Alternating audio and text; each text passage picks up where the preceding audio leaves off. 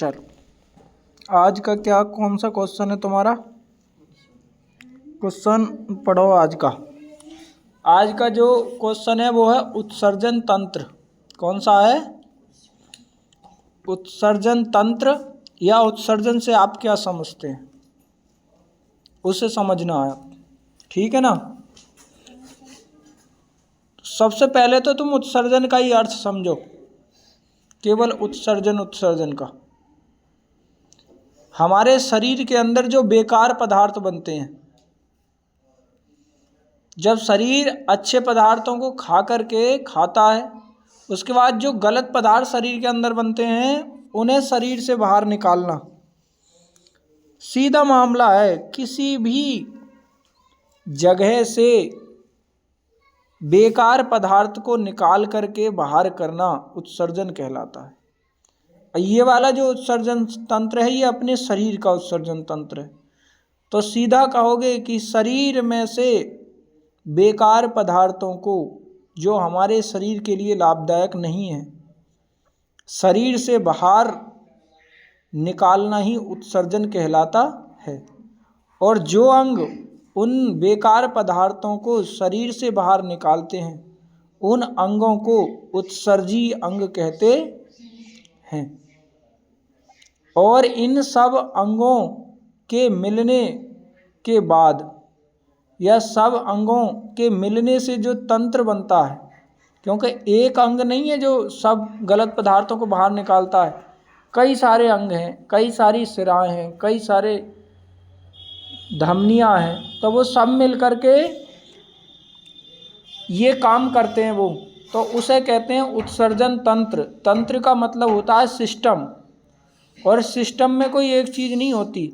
System कई चीज़ों से, कई लोगों से, कई संस्थाओं से मिलकर बना होता है। तो वैसी उत्सर्जन तंत्र की अगर हम बात करें तो उत्सर्जन तंत्र में कई अंग आते हैं, सब अंगों के मिलाने के बाद बन जाता है उत्सर्जन तंत्र। अब पढ़ते हैं इसका उत्तर कि तुम्हारा उत्तर लिखा क्या है। तो देखो, सबसे पहले नंबर पे इन्होंने उत्तर स्टार्ट किया है अपना, कह रहे हैं शरीर में विभिन्न उपाच्य का मतलब पाचन क्रियाओं में, उपाच्य मतलब पाचन क्रियाओं में अनेक, जब हम भोजन को अपने अंदर पचाते हैं तो अनेक या बहुत सारे अवशिष्ट मतलब बेकार, जो हमारे अवशिष्ट मतलब वेस्ट या वर्ज्य, इन्हें भी समझ सकते हैं कि जो हमारे काम के नहीं है, पदार्थ बनते हैं। इनका शरीर में कोई भी उपयोग नहीं होता। बेकार पदार्थ या वर्ज्य पदार्थ या अवशिष्ट पदार्थ का शरीर में कोई भी उपयोग नहीं होता है। कभी कभी तो ये अत्यधिक विषैले भी हो सकते हैं। कभी कभी ये कैसे हो सकते हैं? विषैले। और विषैले न होने पर भी अवशिष्ट पदार्थ कोशिकाओं में संचित नहीं किए जा सकते। मतलब जो बेकार पदार्थ हैं उन्हें कोशिकाओं में नहीं रखा जा सकता, अतः उनको शरीर से बाहर निकालना अत्यंत ही आवश्यक होता है। अवशिष्ट पदार्थों को शरीर से बाहर निकालना ही उत्सर्जन कहलाता है। सबसे नीचे मेन लाइन एक नीचे है, अवशिष्ट पदार्थों को, बेकार पदार्थों को शरीर से बाहर निकालना ही क्या कहलाता है बताओ? उत्सर्जन कहलाता है। आगे चलते हैं। उत्सर्जन के लिए आगे ये चित्र दिया है, जो मेन करके उत्सर्जन की चीज़ें हैं वो इसमें दी हैं। ये दो जो सेम के बीज के समान हैं, चित्र दिख रहा है, ये है किडनी। ये क्या है? किडनी है दोनों। और ये किडनी क्या काम करती हैं? हमारे खून में से पानी को अलग कर लेती हैं। सामान्य रूप से तो तुम यही समझो, हमारे ये खून को छानती हैं। क्या करती हैं? खून को, खून में से जो पानी निकलता है और भी खून में जो बेकार पदार्थ होते हैं उन सबको ये यहाँ पर छान लेती और जो साफ खून बचता है उसके लिए जाने देती है। तो किडनी का मेन काम क्या होता है? खून को छानना। इसमें देख लो, इधर बाईं तरफ नली की बात है, ये लाल कलर की इन्होंने क्या दिखाई है? बाईं वक्र शिरा। अच्छा, इसे हिंदी में वृक्क बोलते हैं। क्या बोलते हैं हिंदी में? और इंग्लिश में इसे किडनी बोलते हैं। क्या बोलते हैं? गुर्दा भी इसे ही बोलते हैं। क्या बोलते हैं? गुर्दा। तो ये ध्यान रखना, लाल कलर की ये भी ध्यान रखना, लाल कलर की जो है वो बाईं वृक्क शिरा है, और जो नीले कलर की दिखाई दे रही है वो बाईं वृक्क धमनी।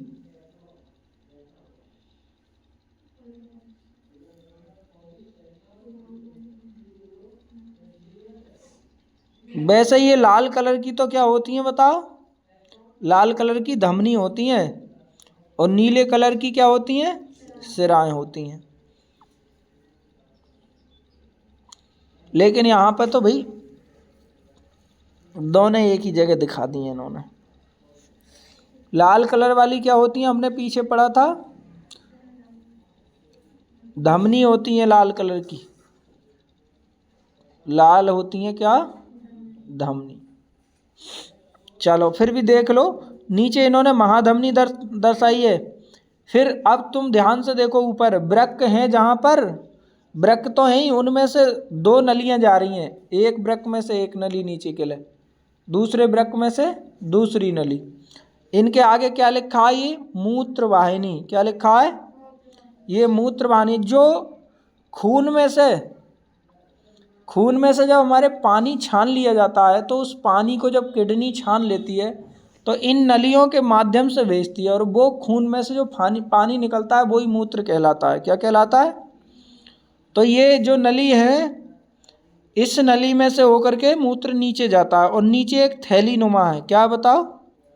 वो थैली जो होती है वो मूत्राशय होती है, उसमें इकट्ठा होता रहता है मूत्र। क्या होता रहता है? इकट्ठा। चलो आगे चलते हैं फिर,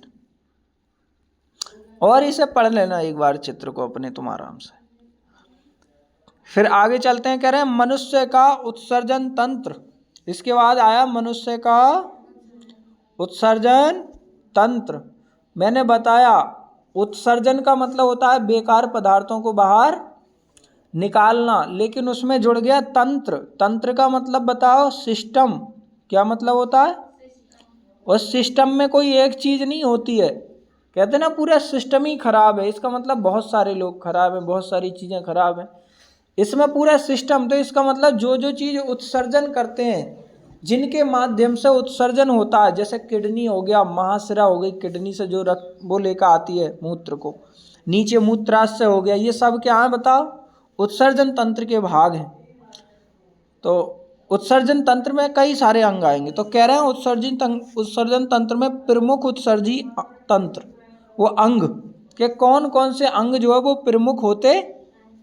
तो कह रहे हैं मानव शरीर में प्रमुख उत्सर्जी अंग एक जोड़ा वृक्क होते, कि सबसे ज़्यादा जो प्रमुख अंग होते हैं उत्सर्जन में वो कौन होते बताओ? वृक्क। वृक्क का मतलब किडनी। इंग्लिश में लिखा भी है, देखो, किडनी होते हैं। वृक्क के अतिरिक्त मनुष्य में यकृत। यकृत भी क्या होता है? उत्सर्जित अंग होता है। त्वचा।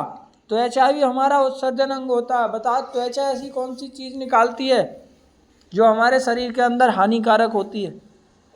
त्वचा हमारे शरीर के अंदर से पसीना निकालती है, और पसीने में बहुत सारी ऐसी चीज़ें होती हैं, बहुत सारी खतरनाक, कभी अमोनिया गैस भी होती है, वहाँ से निकलती है। और फिर दूसरा, हमारे शरीर में अनावश्यक गर्मी भी उसी के माध्यम से निकलती है, पसीने के माध्यम से। अगर हमारे शरीर के अंदर गर्मी ज़्यादा हो जाए तो पसीना आएगा, पसीने के माध्यम से पसीना निकल जाता है, तो फिर हमें लगने लगता है कि अब ठंडा है माहौल, है कि नहीं है? तो गर्मी भी कौन निकालता है? पसीना। तो इसे उत्सर्जन, और खाल ये काम करती है, तो ऐसे निकालती है पसीना। फिर इसके बाद है फेफड़े। फेफड़े बताओ किस चीज़ को निकालते हैं? Carbon dioxide gas. किसे निकालते हैं? कार्बन डाइऑक्साइड और आंत भी उत्सर्जन करने में मदद करती। आंत किसका मदद करती है उत्सर्जन करने में? हम जो चीज़ें खाते हैं भोजन को, जब भोजन में से सब चीज़ें इंपॉर्टेंट चीज़ें निकाल ली जाती हैं तो भोजन को मल के रूप में बाद में निकालने में सहायता करती है। कौन करती है बताओ? आंत। और आंत कैसे करती है? आंत करती है क्रमाकुंचन, मतलब वो पतली होती है और मोटी होती है, ऐसे समझ लो उसको। चलो आगे कह रहा है कि मनुष्य में वृक्क की संरचना, कह रहा है मानव शरीर में वृक्क। अच्छा इन्होंने कहा भाई सबसे ज़्यादा जो इम्पोर्टेंट चीज़ है वो तो वृक्क ही है। बस क्या होते हैं? वृक्क। मतलब किडनी सबसे ज़्यादा मुख्य उत्सर्जी अंग है। इनका कार्य रुधिर में से यूरिया, मतलब वृक्क किडनी का क्या काम होता है? रुधिर में से किसे छानना होता है? यूरिया को। किसे? यूरिया को और यूरिक अम्ल को। अच्छा जो जल होता है ना अपना जल, वो मतलब मूत्र में 46% से ज़्यादा यूरिया होता है। 46% से ज़्यादा क्या होता है? यूरिया। और जो पानी के रूप में होता है और उसे यूरिक अम्ल बोल देते हैं। क्या कह देते हैं? यूरिक। तो यूरिया और यूरिक अम्ल आदि का उत्सर्जी पदार्थों को छान करके अलग करना तथा उन्हें मूत्र के रूप में शरीर से बाहर निकालना, ये किसका काम है? वृक्क। किसका? वृक्क का काम है या किडनी का काम है। नेक्स्ट चलते हैं अगले पर। अब कह रहे हैं कि मनुष्य में एक जोड़ी वृक्क होते हैं। एक जोड़ी का मतलब दो। किडनी कितनी होती हैं? दो। कह रहा है मनुष्य में दो किडनी होती, सेम के बीज की आकृति की होती हैं। ऊपर दिखाई थी तुम्हें, कैसी आकृति थी? सेम के बीज की। ये उदर गुहा के कशेरुक दंड के दोनों ओर होती हैं, दोनों ओर स्थित होती हैं। उदर का मतलब पेट, और पेट की निचली साइड में रीढ़ की हड्डी के दोनों तरफ ये होती हैं। फिर कह रहा है बायां वृक्क दाएं वृक्क के कुछ नीचे स्थित होता है। प्रत्येक वृक्क का अंदर का किनारा मध्य में धंसा हुआ होता है, इसे नाभि कहते हैं। बाहरी किनारा उभरा और उत्तल होता है। प्रत्येक वृक्क लगभग 10 सेंटीमीटर लंबा और 6 सेंटीमीटर चौड़ा तथा 2.5 सेंटीमीटर मोटा होता है। पुरुषों के वृक्कों का भाग, पुरुष के वृक्क किडनी का भार कितना होता है? 150 ग्राम अर्थात 150 ग्राम होता स्त्री के, किंतु स्त्री में कम होता है। स्त्री के वृक्क का भार क्या होता है? थोड़ा कम होता है। वृक्क के ऊपर अधिवृक्क ग्रंथि पाई जाती, ये भी ध्यान रखना। वृक्क के ऊपर कौन सी ग्रंथि पाई जाती है? अधिवक्र ग्रंथि। पूछ लेगा वो कि अधिवृक्क ग्रंथि कहाँ पाई जाती है, तुम्हें बताना पड़ेगा किडनी के ऊपर या वृक्क के ऊपर। आगे चलते हैं। फिर ये चित्र दिया है, ऊपर जो चित्र दिया था वो वृक्क का सामने से दे दिया था। अब इसने वृक्क का आंतरिक रूप से चित्र दिया है कि अंदर से वृक्क की संरचना कैसी होती है। तो इन्होंने सब दिखाया है, देखो बोमेन संपुट दिखाया है। क्या दिखाया है? बोमेन संपुट ऊपर सबसे। फिर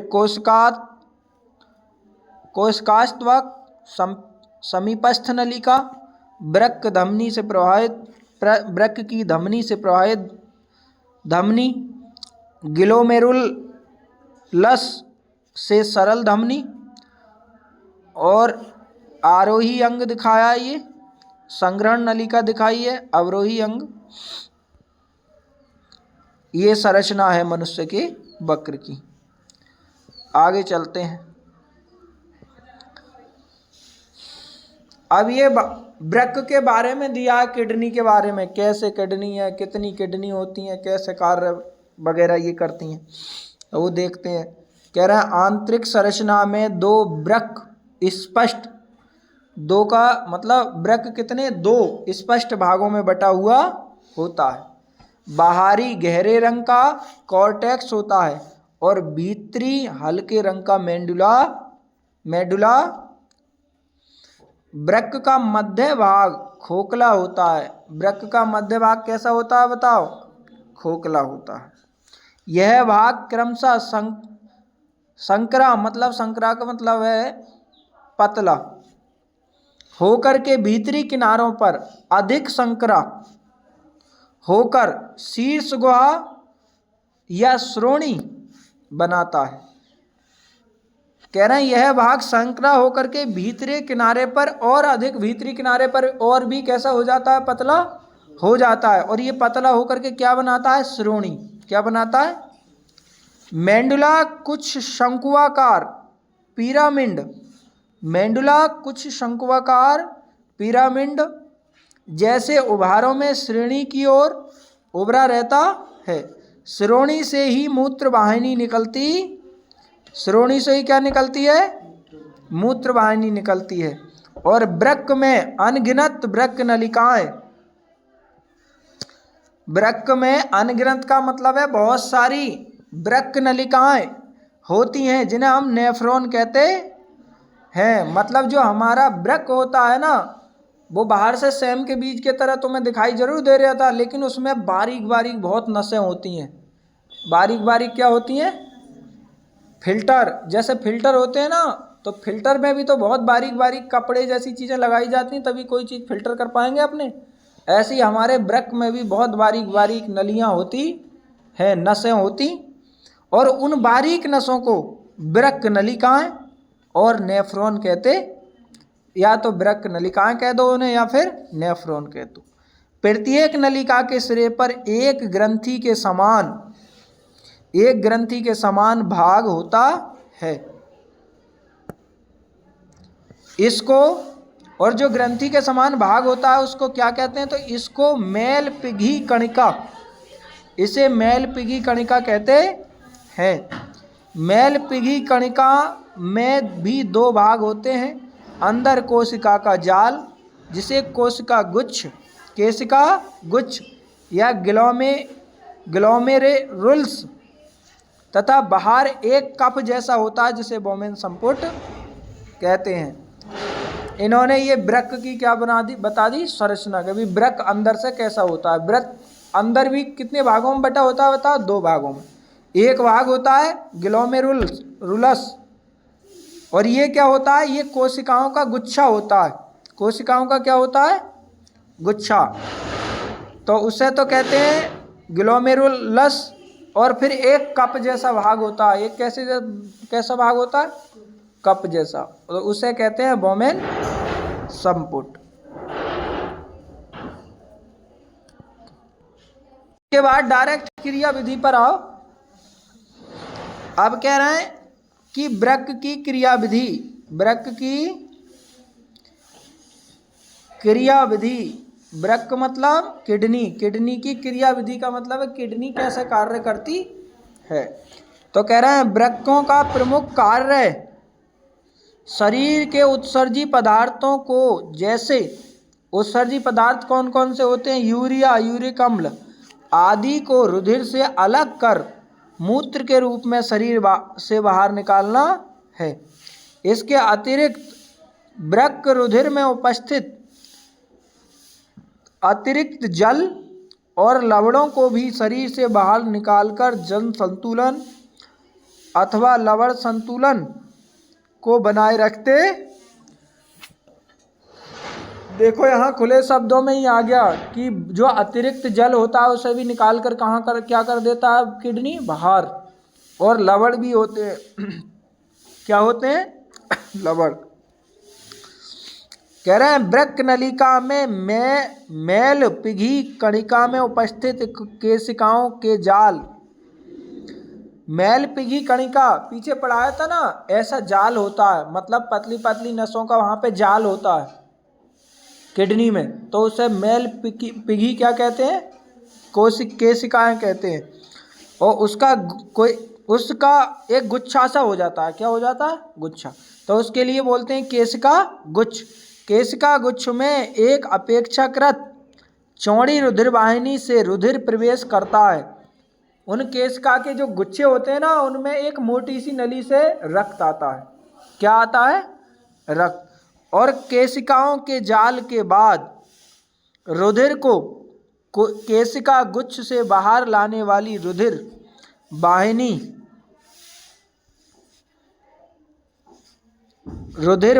अपेक्षाकृत संकरी अर्थात पतली होती है। अतः केशिका गुच्छ में जितना रुधिर प्रवेश करता है उतना ही बाहर नहीं निकलता, जिसके परिणाम स्वरूप यहाँ रुधिर दाब बढ़ जाता है। कह रहे हैं जिधर से रुधिर आता है उधर की नली तो होती है मोटी, और जिधर से किडनी में से रक्त निकल के जाता है उधर नली होती है पतली। कैसी होती है? तो रक्त आता तो ज़्यादा है और उसमें से निकलता कम है, तो वहाँ पर बताओ क्या होगा? वहाँ पर प्रेशर होगा। तो प्रेशर में क्या होता है कि जो पानी होता है रक्त में, जो बेकार पदार्थ होते हैं वो किडनी में छन छन करके नीचे दूसरी नली में को निकल जाते हैं। कह रहे हैं इस अधिक दाब पर रुधिर केशिकाओं व प्रोटीन को छोड़कर, कह रहे हैं इस अधिक दाब पर रुधिर कोशिकाओं को छोड़, एक तो उन नलियों में होकर कौन नहीं निकलता, उस जाल में होकर रुधिर कोशिका, और दूसरा प्रोटीन, ये तो नहीं निकलती हैं, बाकी उस जाल में होकर के छन जाती हैं और पानी नीचे को निकल जाता। जैसे चलनी होती है, तो अगर हम चावल लें और आटा लें तो आटा तो चलनी में से नीचे निकल जाएगा, चावल ऊपर रह जाएंगे। तो ऐसे ही जो खून होता है वो हल्का मोटा होता है, प्रोटीन होता है वो हल्की मोटी होती है, मगर पानी और जो बेकार पदार्थ होते हैं वो पतले पतले होते हैं। तो वो उस कोशिका गुच्छ में से क्या होते हैं, किडनी में को छन जाते हैं, और छन करके किसका निर्माण करते हैं बताओ? मूत्र का निर्माण करते हैं। आगे चलते हैं, क्या दिया है फिर? कह रहे हैं रुधिर का अधिकांश भाग कोशिका गुच्छ की पतली भित्ति से छनकर संपुट में आ जाता है। किस में आ जाता है?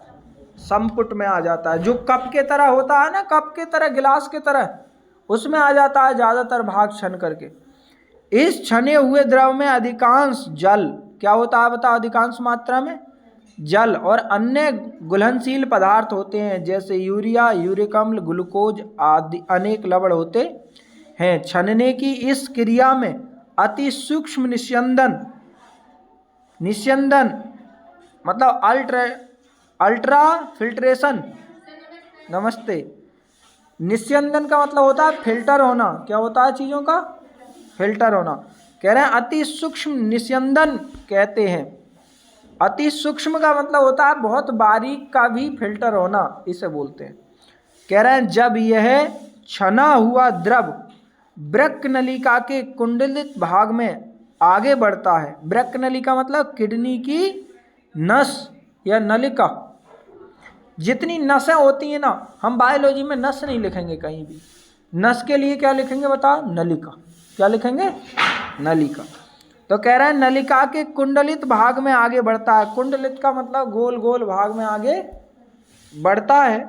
तो उस भाग की रुधिर केशिकाओं में इसमें उपस्थित लाभप्रद पदार्थ जैसे ग्लूकोज, कुछ लवण और जल आदि को अवशोषित करके पुनः रुधिर में पहुंचा देती है। मतलब कि ऐसा होता है कि पहले तो फिल्टर हो गया, पानी जो है खून में से अलग हो गया, लेकिन जब एक हाथों हाथ अलग हुआ है तो हो सकता है कि 2-4 कामयाब पदार्थ भी उसमें आ गए हों, तो एक बार फिर छनता है, किडनी एक बार फिर छानती है। और वो किडनी में कौन सी चीज़ छानती है? रुधिर केशिकाएं के उस भाग को आगे बढ़ता है। वो नलिका में जो आती है ना, वृक्क नलिका, वो किडनी की जो नली होती है उसमें आकर के दोबारा वो किडनी की नली क्या करती है? जी एक मिनट, मन मार रहा है। कह रहे हैं कि जल आदि को अवशोषित करके पुनः रुधिर में पहुंचा देती है और धीरे धीरे वृक्क में यूरिया और यूरिक अम्ल, नमस्ते बेटा, नमस्ते नमस्ते, यूरिक अम्ल, कुछ जल व अन्य हानिकारक पदार्थ रह जाते।